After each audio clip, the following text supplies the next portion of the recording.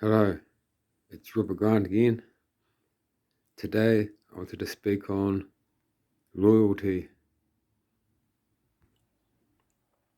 Loyalty. Loyalty's a feel good sort of a word, but you don't really come across it that often. Sure, it still has its place as a collective word, but it seems more understood. Within the Christian life, loyalty is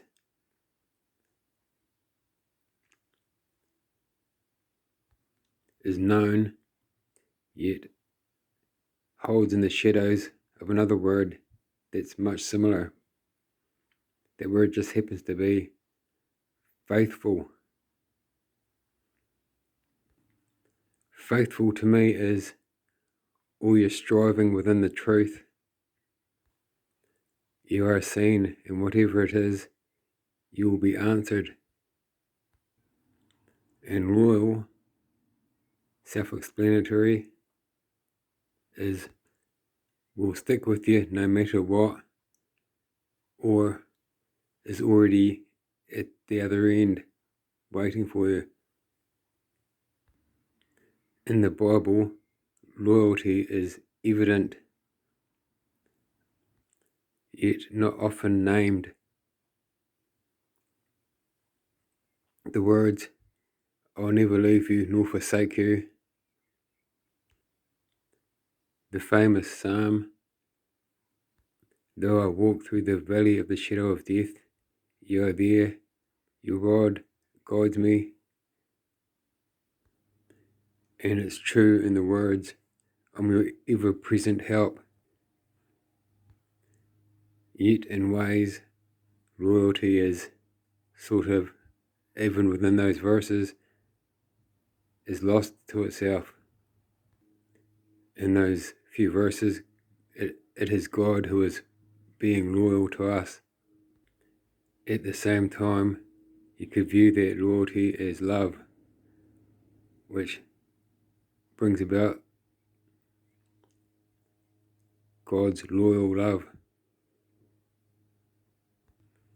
Loyalty is still there, yet God's love for creation shines through. The Bible words, "What harmony is there between Christ and the devil?" Or, "You can't serve two masters. You'll either hate one, love the other, or serve one and not the other." In life, a lack of harmony leads to the choice to who you will serve. So we have to add to the picture of life the picture of loyalties. Is the power that's waiting for me at the other end of my life true, standing beside things that don't need to be done?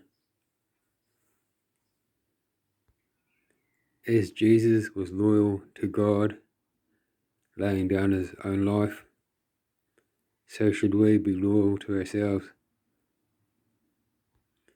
answering the love shown to us. A book in the Bible called Ruth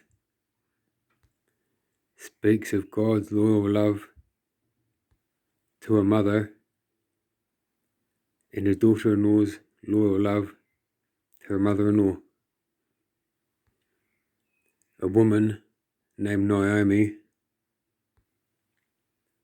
moved from Israel to Moab with her husband and two sons. While in Moab, her husband died. Her two sons married. One married a Moabite named Ruth, and the other a Moabite named Orpah. While in Moab, Naomi's two sons both died, leaving her as a now widow with two daughter-in-laws. wanting the best for them, she pleaded with them to go back to their family and one day find love in the house of another.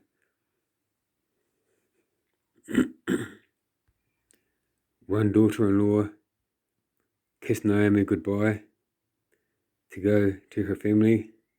Yet the other Moabite daughter-in-law, Ruth, pleaded not to be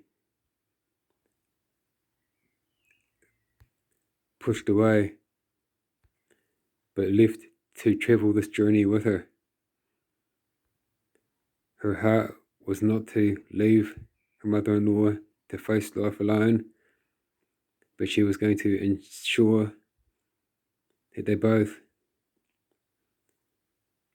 carried on, kept with what life had for them. As you might have thought, when the two of them made it back to Israel, Ruth went out gleaning, which is in Israel someone who goes behind the shearers picking the wheat that the shearers, the reapers have left behind, that were left for the fatherless and the widow and the poor. The person's field who Ruth was gleaning in just happened to be related to Naomi's dead husband,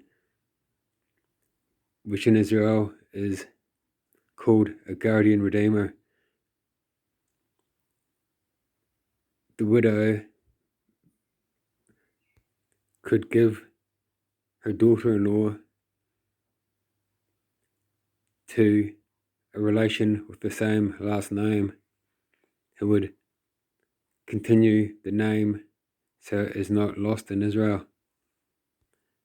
There was one more redeemer, more closely related than whom the field had belonged that Ruth was gleaning. Yet, over a couple of days, the more closely related wasn't going to endanger his estate by taking on the daughter-in-law of Naomi as his wife. So the field owner, his name was Boaz, ends up marrying Ruth, and they have a child which carries on Naomi's name.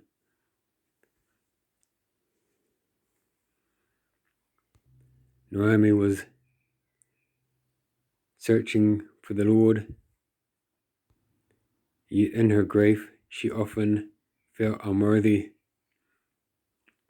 But God's loyal love brought about a happy ending, and the loyal love of her